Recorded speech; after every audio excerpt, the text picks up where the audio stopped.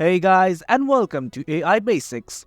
In this tutorial, we're gonna look at how to update the location on Gemini AI.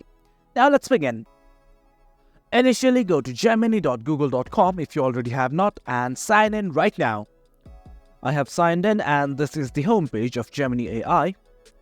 Now there are lots of things here. You can enter a prompt, you can search via images or using your voice. And on the left navbar, you will find many icons such as Help, Activity Settings, and at the bottom, that is the bottom left of the screen, you will find your location. Well, my location is provided from my IP address and I want to update my location. So let's just click on this Update Location button and a pop-up will open saying that gemini.google.com wants to know your location. Simply click on Allow. Now let us simply click on Update Location. And it's updating. Now let's click on From Your Device. Use Precise Location. And there you have it guys, you have updated your location on Gemini AI successfully.